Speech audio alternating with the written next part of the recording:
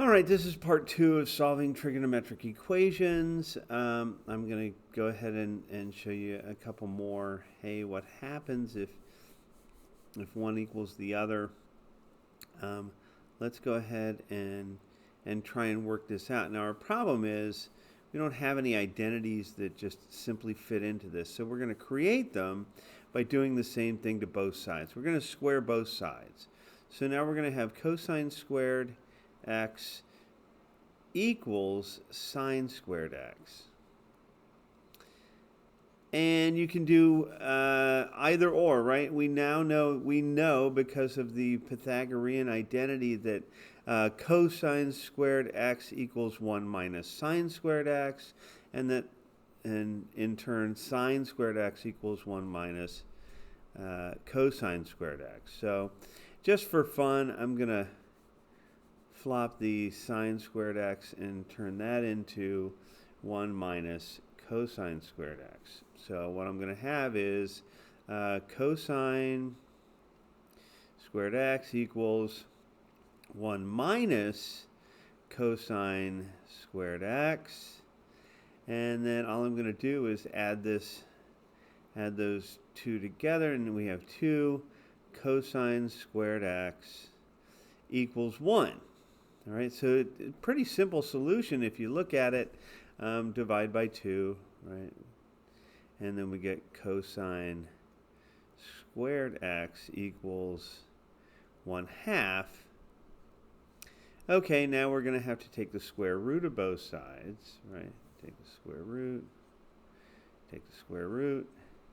And what we end up with is cosine x equals plus or minus root 2 over 2.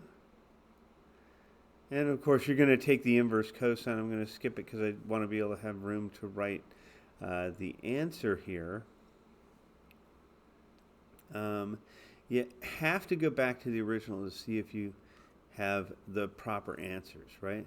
So when cosine and sine are the same, they have the same sign, right? When they are equal, that will be in quadrant 1, right? That'll be up here in quadrant 1 and down here in quadrant 3, because they'll both be negative here, which is the same thing. They'll both be positive up here. All right, so in quadrant 1, root 2 over 2, they're being the same, we would say it's pi over 4. And in quadrant 3, it's 5 pi over 4. All right, and that would be our solutions. We could add plus n 2 pi or 2 pi n. I think this book likes n 2 pi. I don't know why. Anyway, to show that as you go around and around and around and around, the same thing holds true at those points, at those angles, but that's basically it. So let me get rid of that.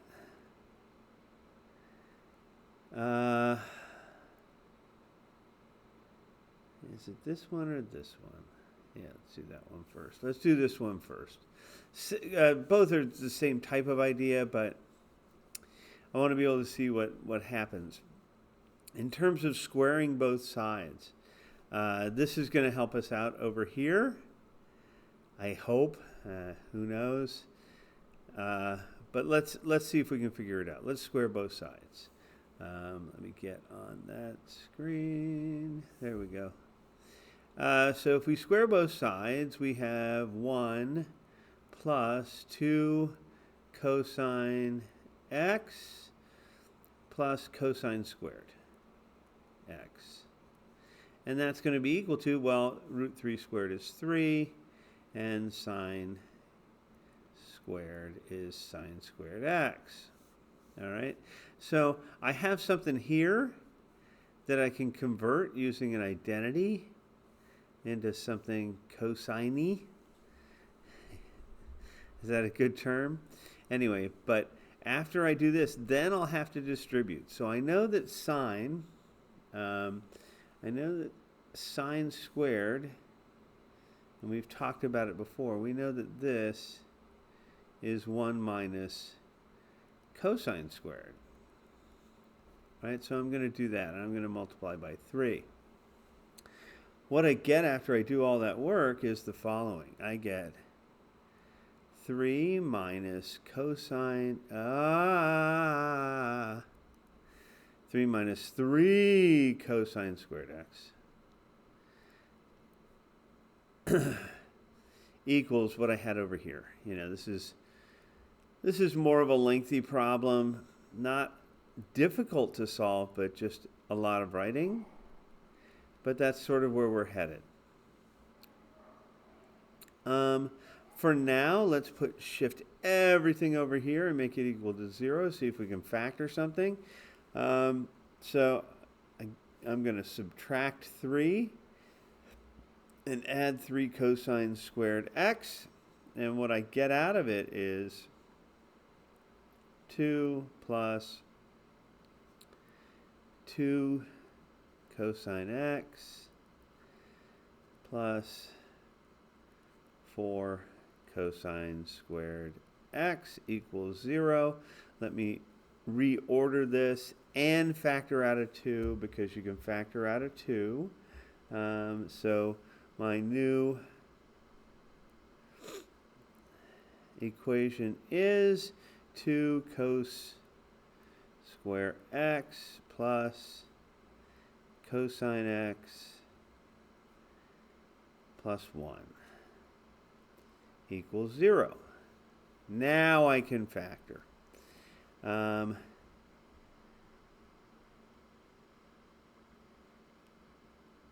Oops, this is supposed to be negative. So let me change that to a negative. That's supposed to be subtraction. I subtracted 3 from 1 and I got negative 2. Now I factored out my 2.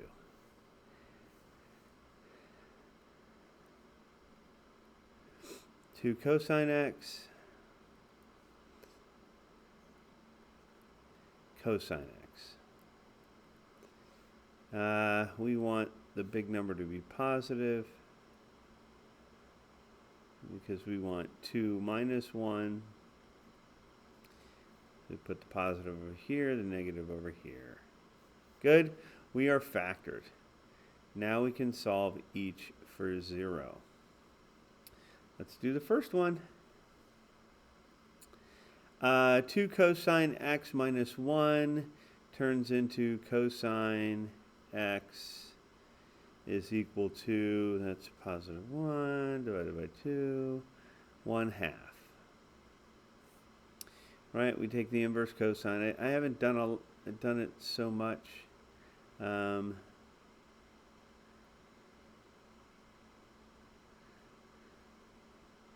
Let's write it like that, equals inverse cosine 1/2, and then x equals inverse cosine of 1/2. And that's how you do it. You do multiply both sides by the inverse cosine, and that leaves x all by itself. And that's what we really wanted to do, because it says, here's the angle. What angle is the inverse cosine of 1/2? And the cosine is 1/2, positive 1/2, at 60, or pi over 3. Right, x equals pi over 3. And where else is the cosine positive? That'd be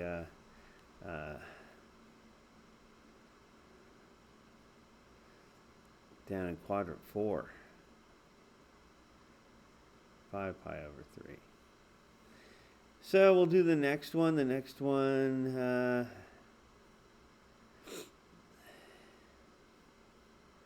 wonder if we'll even see that. Let's try this. The next one is cosine equals -1. Cosine x equals -1. Well, where is the cosine -1? That is only at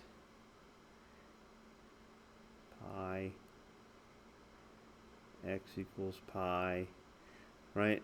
Now, I didn't write down multiply by the inverse cosine, but I think you're getting the hang of it. Uh-oh. This looks horrible. But it's not. It's really not that difficult. It just looks gross. Right? Da-da-da-da. So the first thing we notice is that we can factor out cosine. They sure are cosine. So let's go ahead and do that. So out here is cosine x, and in here is root 3 tan x minus 1. And that's still all equal to 0. So we know one of our solutions is cosine equals 0, but I want to go ahead and solve this inside here as well. So we'll do the first one because the first one is super simple.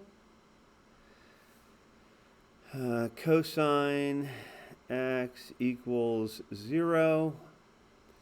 Multiply both sides by the inverse cosine. X equals the inverse cosine.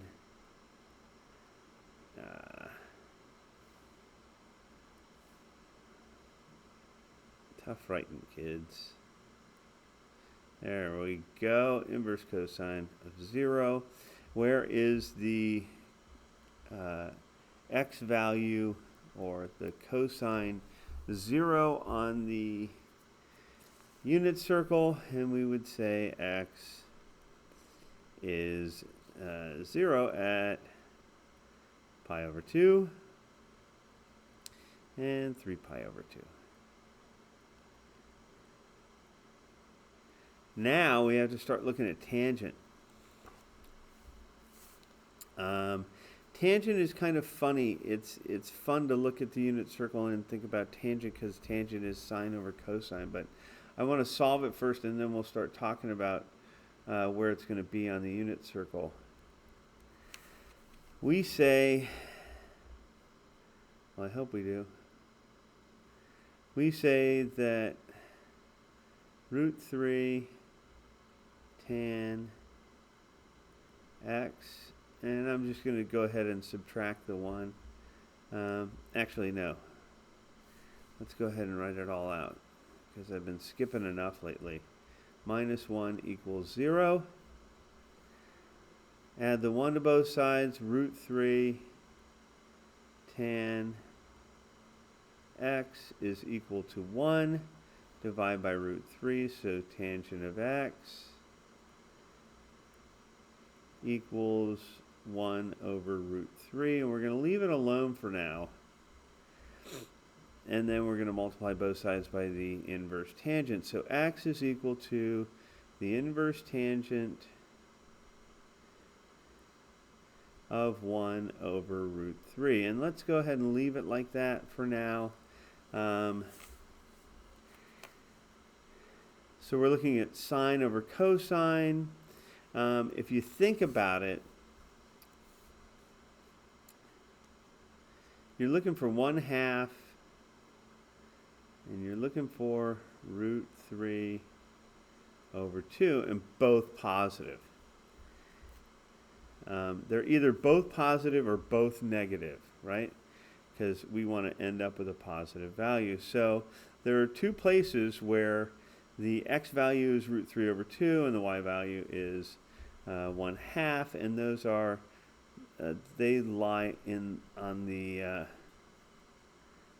unit circle in quadrants 1, that's all positive, and quadrant 3 when they're both negative.